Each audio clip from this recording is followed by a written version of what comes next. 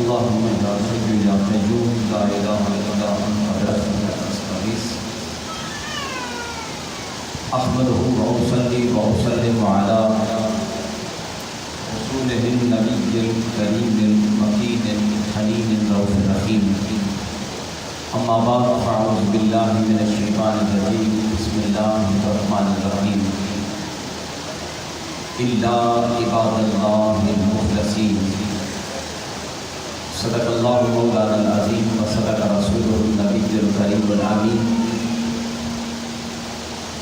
ان اللہ وملائکتہ یصلون علی النبی یا ایھا الذین آمنوا صلوا علیہ وسلموا تسلیما اللہم صل علی سیدنا ومولانا وملجانا ومأوانا حبیبنا شفیعنا کریمنا ونورنا محمد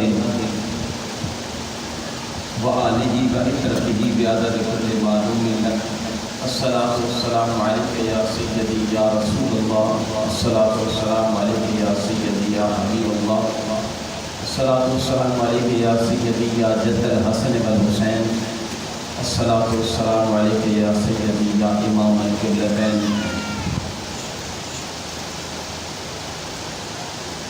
کاش میں دور پیغمبر میں اٹھایا جاتا بخدا سرکار کے قدموں میں پایا جاتا کاش میں دور پیغمبر میں اٹھایا جاتا بخدا سرکار کے قدموں میں پایا جاتا کاش میں ہوتا کوئی ایسی لکڑی جس کو سرکار کے منبر میں لگایا جاتا کاش میں ہوتا کوئی ایسی لکڑی جس کو سرکار کے منبر میں لگایا جاتا خاص ہوتا میں مدینہ کے گلی کوچوں کا خاص ہوتا میں مدینہ کے گلی کوچوں کا اور سرکار کے ناکہ کو کھلایا جاتا بن کے لے جاتا کوئی نعت کے شعروں میں مجھے بن کے لے جاتا کوئی نعت کے شعروں میں مجھے روبرو ان کے میں انہی کو سنایا جاتا روبرو ان کے میں انہی کو سنایا جاتا سبحان اللہ اللہ جل جلالہ کی انگن حمد و ثنا کے بعد نبی مکرم رحمت دو عالم محبوب رب العالمین سید الاولین والآخرین جناب احمد مجتبی محمد مصطفیٰ علیہ تحیۃ الصلاۃ صلی اللہ تعالی علیہ وآلہ وسلم آپ کی ذات مقدسہ اور مکملہ پر درود و سلام اور دعائے عقیدت پیش کرنے کے بعد عزت و تکریم کے لائق معزز محترم برادران طریقت صوفیاء نظام علماء ذکر احتشام نعتخوانہ شیریں لسان بالتخصیص وارثانوں قاسمان فیضان نگین حضور شہزادگان صاحبزادگان مزید شرف ہوں ہماری خوش نصیبی ہے کہ آج ہم اپنے گناہ بخشوانے کے لیے اس عظیم روحانی مجلس میں موجود ہیں جس میں سرکار مدینہ علیہ السلام کے قول کے مطابق اللہ کے فرشتے بھی موجود ہیں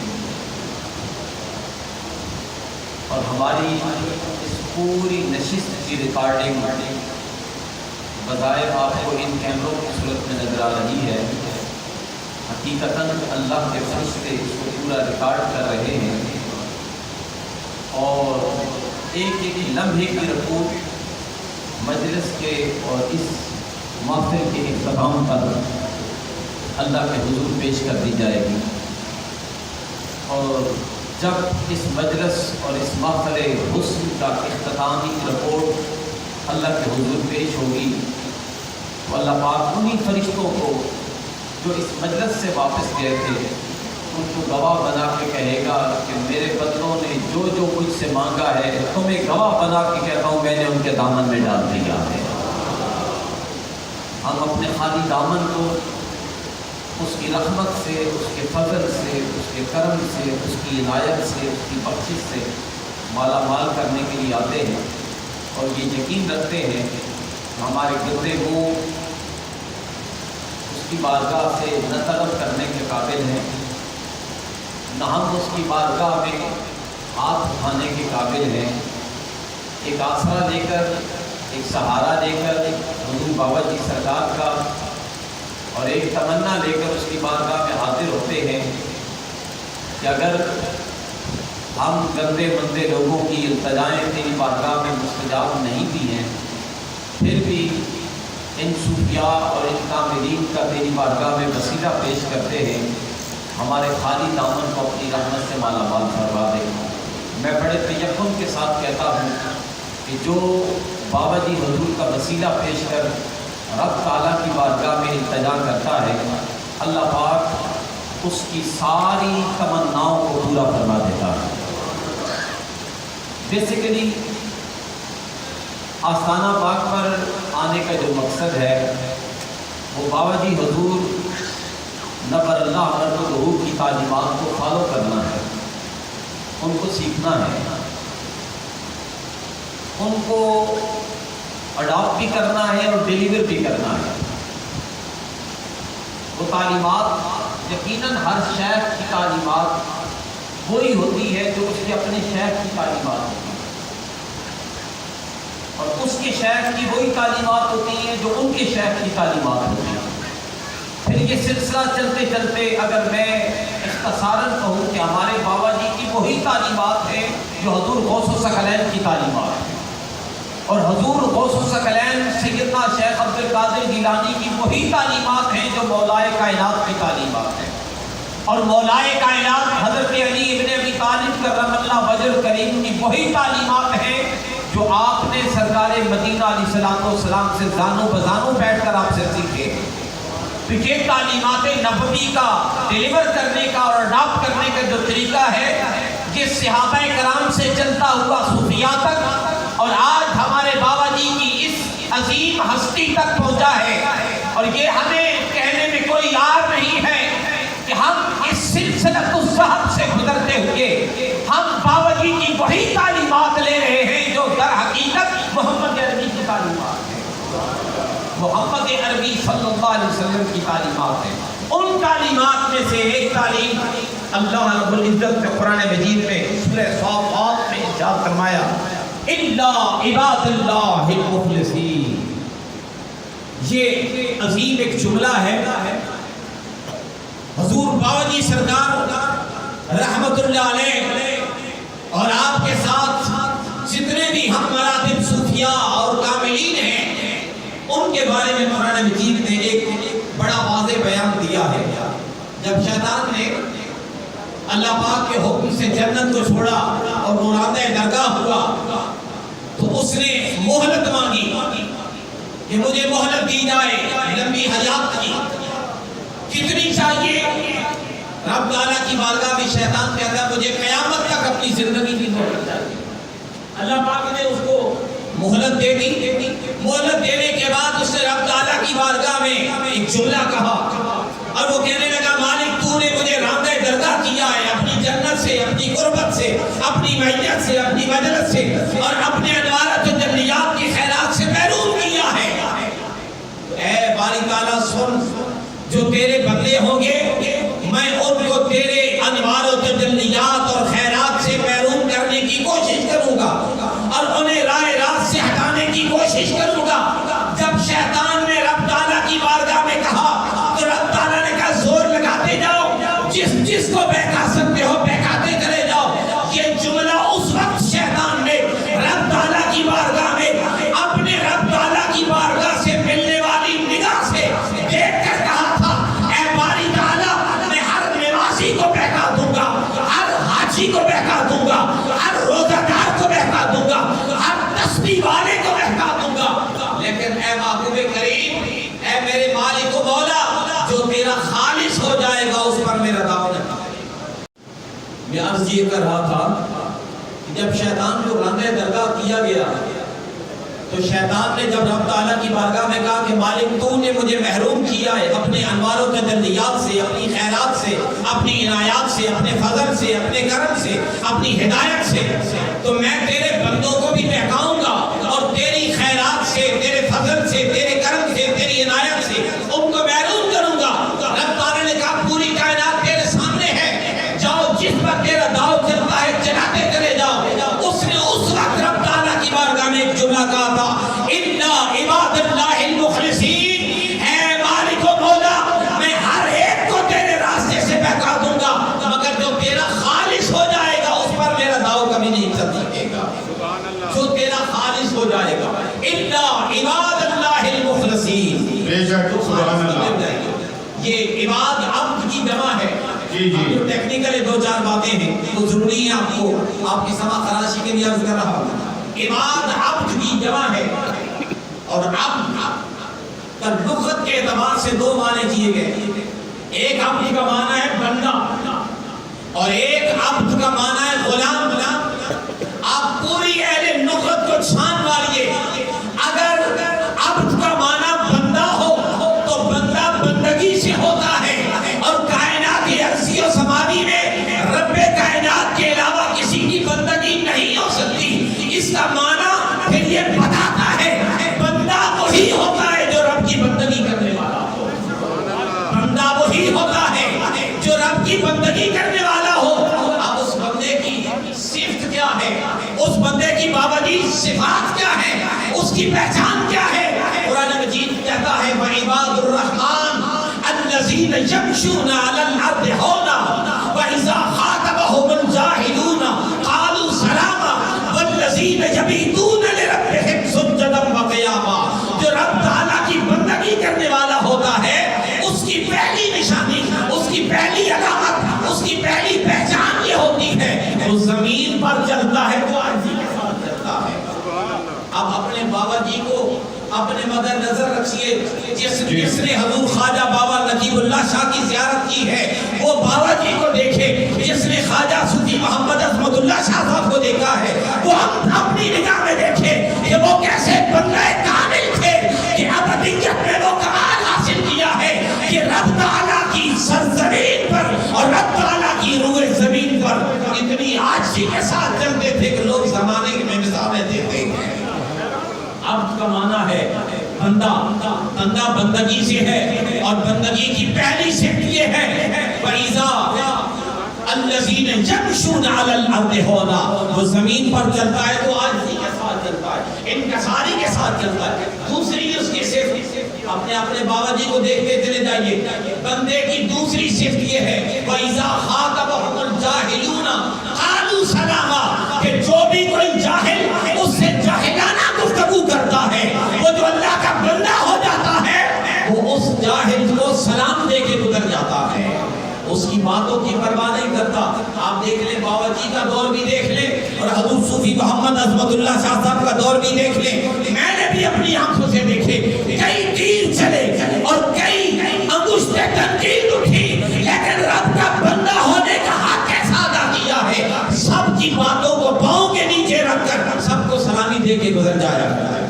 وَالَّذِينَ يَبِيتُونَ لِرَبِّهِمْ سُجَّدًا وَقِيَامًا، تیسری نشانی بندہ ہونے کی یہ ہے کہ پہلے معاشرے کے ساتھ معاملات درست کرے، پھر رب تعالیٰ کی بارگاہ میں سجود و قیام میں ڈالے۔ اگر عبد کا معنی بندہ ہو تو اس کی یہ تعریف ہے، اور اگر عبد کا معنی غلام ہو تو قرآن کہتا ہے قُلْ يَا عِبَادِيَ الَّذِينَ أَسْرَفُوا لَا تَقْنَطُوا أَسْرَفُوا عَلَىٰ أَنفُسِهِمْ لَا تَقْنَطُوا مِن رَحْمَتِ اللَّهِ، اے محبوب ان اپنے غلاموں سے کہہ دو، اے میرے غلاموں اور وہ غلاموں جو اپنی جان پر ظلم کرنے والے ہو، لا تقنطوا من رحمت اللہ، میری رحمت سے کبھی نا امید نہ ہونا۔ میں دو جملوں میں عبد کی تعریف کرنے لگا ہوں، حضور بابا جی توجہ کا طالب ہوں۔ عبد کا معنی اگر بندہ ہو تو بندہ وہی ہوتا ہے جو رب کے سامنے جھکنے والا ہو، اور اگر عبد کا معنی غلام ہو، غلام وہی ہوتا ہے جو مصطفیٰ کے در نیاز پہ جھکنے والا ہو۔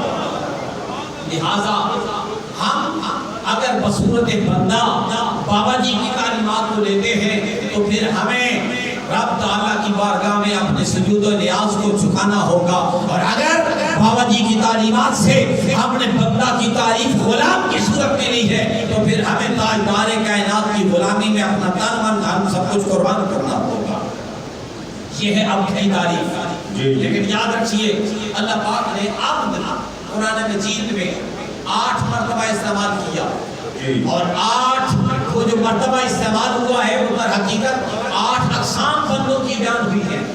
उन 8 अक़साम में से एक ही किस्म ये है जिसके लिए शैतान कहता है मालिक मैं सबको बहका दूंगा लेकिन तेरे खालिस बंदों को बहकावा नहीं दे सकता, मेरा उन पर दाव नहीं चलता।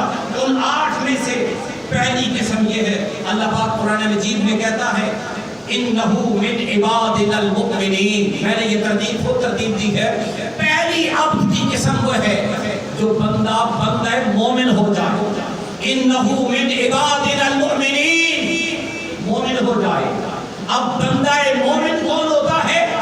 हदीस का निचोड़ उलमा जानते हैं, जिसके दिल में मोहम्मद व आले मोहम्मद की मोहब्बत रच बस जाए उसे मोमिन कहते हैं, उसे मोमिन कहते हैं। एक हदीस जोर पे हम सारे उलमा सुनाते हैं। मैं मुस्लिम धार्मिक की हदीस आपके सामने रख रहा हूँ, इसको कंजुल उम्माल ने भी नकल किया है, काजी सनाउल्लाह पानीपती अलैहिर्रहमा ने भी नकल किया है। मेरे आका करीम ने फरमाया ला यदखुलुल ईमान फी कल्बिन वाहिदिन हत्ता अकूना हब्बा इलैहि व अला आले मुहम्मदिन। मेरे आका ने फरमाया किसी के दिल में उस वक्त तक ईमान दाखिल ही नहीं होता, यानी उस वक्त तक बंदा मोमिन ही नहीं होता जब तक उसके दिल में मैं और मेरी आल की मोहब्बत नहीं आ जाती। इसका मतलब ये हुआ बंदा मोमिन वो होता है जो मोहम्मद पर भी अपना तन मन धन कुर्बान कर दे और मोहम्मद की आल पर भी अपना तन मन कुर्बान कर दे। लेकिन याद रखिए कोई बंदा मोमिन भी शैतान के बहकावे में आ सकता है, बंदा मोमिन भी आ सकता है। दूसरी किस्म अल्लाह पाक ने फरमाया वादखिलनी बिरहमतिका फी इबादिका सालिहीन।